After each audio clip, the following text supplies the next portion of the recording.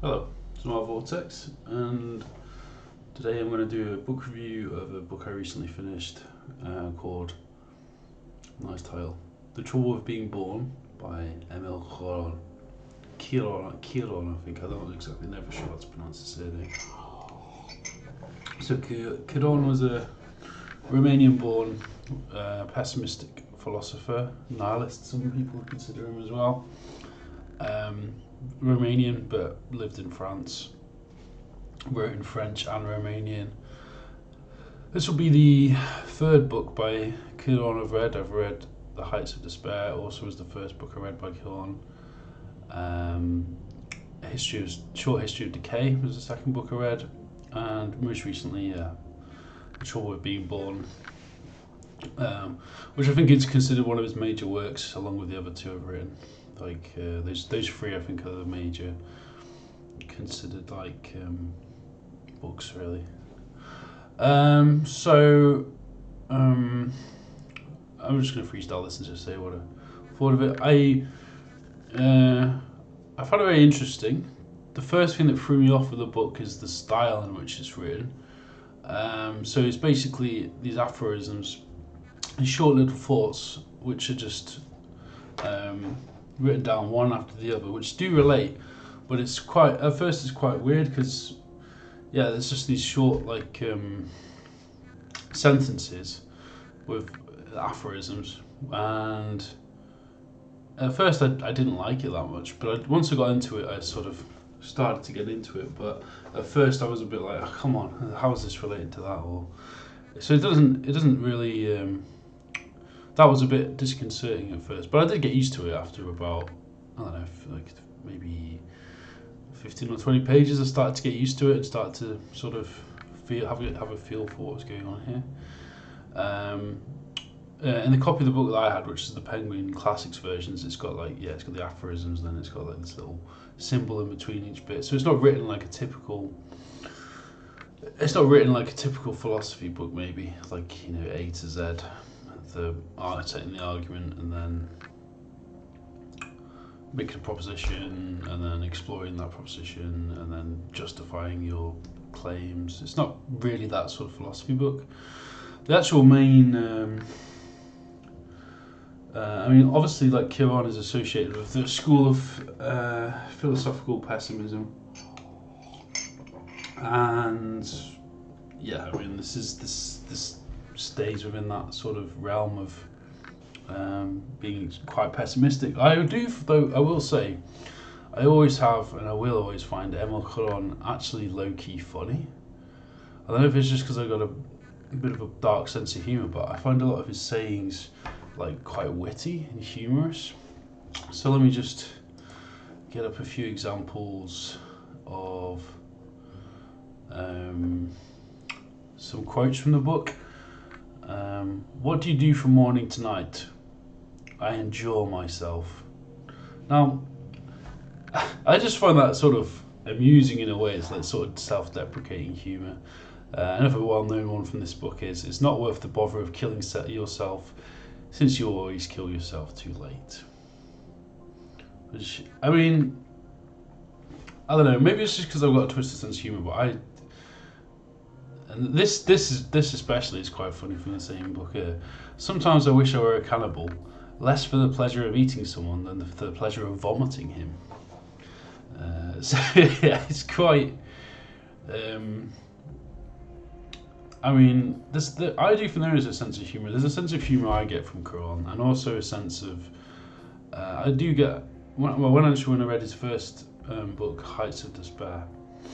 I was in a very bad depression, but it actually helped lift me out of that depression, because it really explored that sort of state of mind. Because I think Cioran was insomniac when he wrote it, and he always was insomniac, but he was suffering particularly from it. It's written under insomnia, and I found something very connected to it somehow, in the sense that, oh wow, look, someone's had these same sort of cynical thoughts about existence and our ultimate fate and everything, and there is no ultimate fate.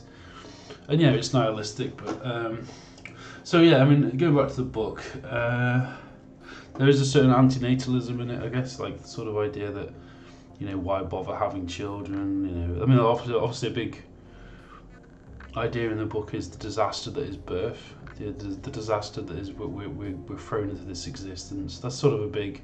It doesn't sound very appealing, but like I said, there is that humour. I think anyway, and it's very well written as well. It's intelligently written, but it's not inaccessible too.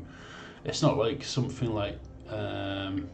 So we could comparison to something a bit more modern, like Deleuze and Guattari, who are interesting, and the Anti-Oedipus series of books like it, and Thousand Plateaus, they are interesting philosophers, but I found them extraordinarily difficult to read and understand.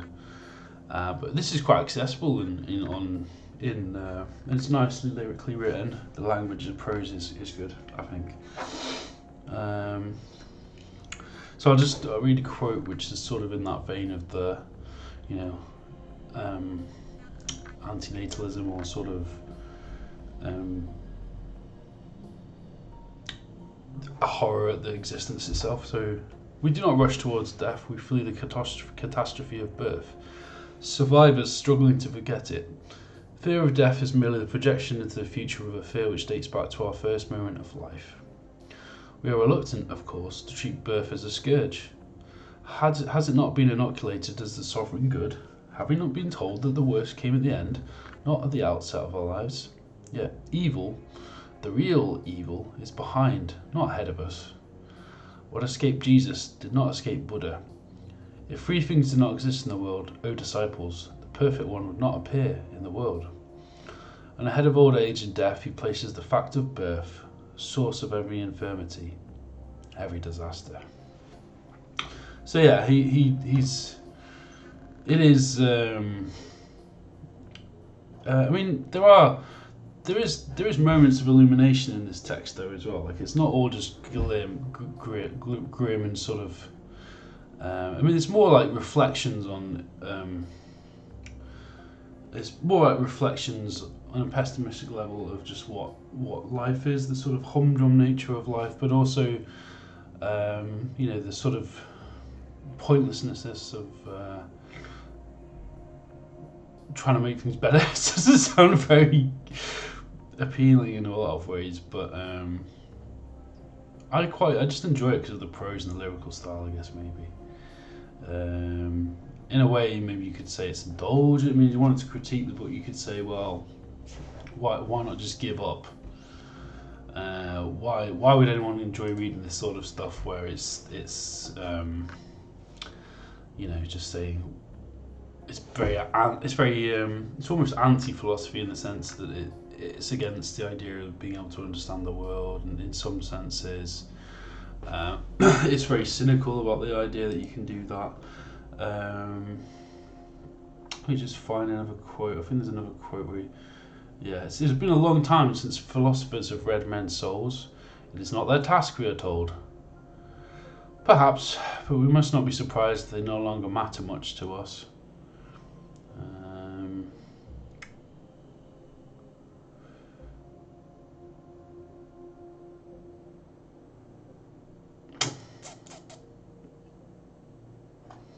So yeah. So I'll just sum up my sort of thoughts on the book now, I guess. So I'll compare it to his other two, which I've read. So I think The Heights of Despair had more of a impact on me, but it was also the first Cioran book I read, so I'm not sure if that was the reason why it had more of a profound impact. And I was also in a more of a I was in a depression when I started reading that book, so probably I connected more to it. History of Decay was also a very powerful book, which was more about civilizations rising and falling. Though a lot of Cioran's work generally deals with that theme, but in general, this is a pretty interesting book. It does give a lot of food for thought. It is quite pessimistic, so if you go into it with that knowledge and don't expect it to be like a barrel of laughs. Though ironically, but this will be subjective, I think, for a lot of people, I do actually find it quite funny, the way that he writes. Not everybody would probably get that from Cioran, but I just find him quite dry. He got quite a dry sense of humour, and I definitely find it amusing on some level. His phrases and aphorisms. The style of the book is a bit weird at first, but you do get used to it quite fast, I found.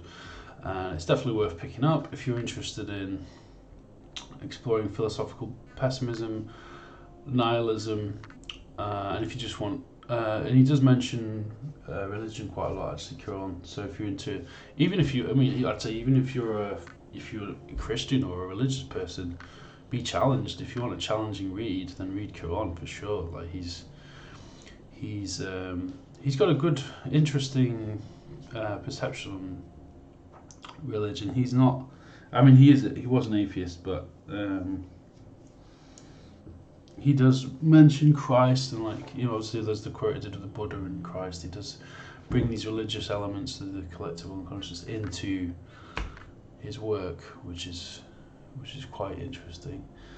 So he's quite. I mean, if I'd say if you, he's a lot of people see Cioran as a sort of continuation of Nietzsche as well. So if you read Nietzsche and the existentialists, you'll probably find something of interest here as well. So I think he's a lot more pessimistic even than Nietzsche and the existentialists like Camus or someone. Or Camus had some sort of similar themes, like in the Myth of Cyphorus. Obviously, a big theme in that is suicide, and Cioran talks a lot about that question as well in his own work. But they're very different stylistically, I think. So yeah, I'll leave it at that anyway. So I think that's sort of my perception of The Trouble of Being Born by Emil Cioran. Check it out if you are interested. I'd give it probably 4.5 stars out of 5, maybe. I guess if I was going to give it a star rating, maybe 4.2. I guess it was not my favourite Cioran book, but I did get something out of it. So yeah, worth reading. Okay, I'll leave it at that. Bye. Like and subscribe if you like it. I'll probably try and do more book reviews now because I'm reading more again. Bye.